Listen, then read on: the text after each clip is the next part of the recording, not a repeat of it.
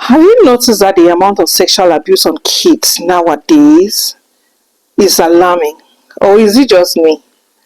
And the sad thing is the fact that most of these abusers are people we trust, family members, people around us that we cannot even guess that that is what is going on.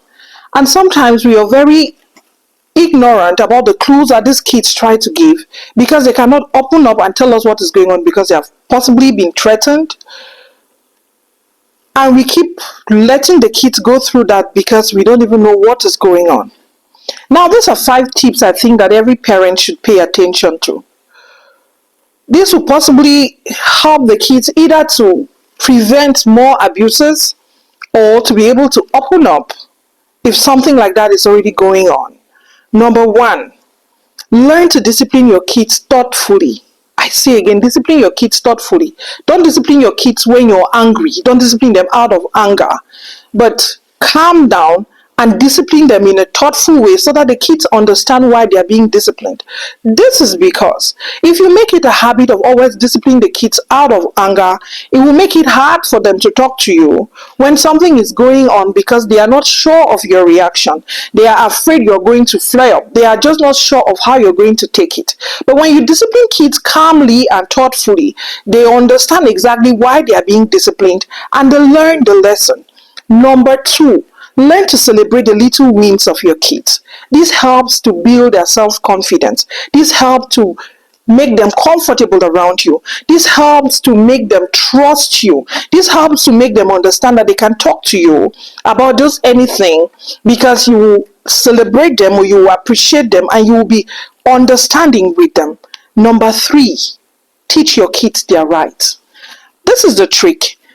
When an abuser starts abusing a child, the first thing the person tries to do is to intimidate the child. Make the child understand that, oh, you don't have the right to talk to anybody, you can do this, you cannot do this.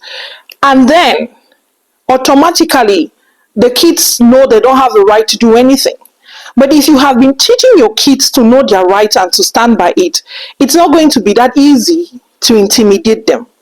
Number 4, teach your kids to say no and teach them to have boundaries. This brings me to the point of teaching your kids about their private parts as early as you can, and teaching them the rules that go with it, and teaching them to learn to say no to violation of those rules that have to do with their private parts. So much so that when they notice that somebody is trying to violate those rules, they'll be quick to talk about it because they remember that those are rules you had taught them and those are rules you had made them believe. Number 5, be observant and know the signs. Be observant and know the signs. Sometimes some kids might not be bold enough to tell you that this is what is happening, this is what this person is doing to me, but their attitude shows you all the signs, but we're always so ignorant to notice. You notice that a child that used to be very lively and outgoing all of a sudden becomes very withdrawn and outgoing and is always very tense and afraid. You don't try to find out why. You notice that a child who used to be comfortable around somebody all of a sudden becomes very uncomfortable around that person, doesn't even want to go around that person, doesn't even want to talk to that person. You don't try to find out why. All you do is keep pushing the child towards that person because it is a familiar person, because it is somebody that you trust.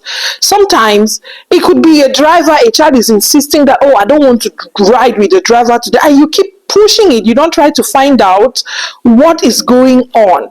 Let us be observant. Let us be observant about the changes we see in our kids. If you notice that the child is having some changes in their attitude or towards people, towards a particular person, please again, try to find out why. Something wrong might just be going on.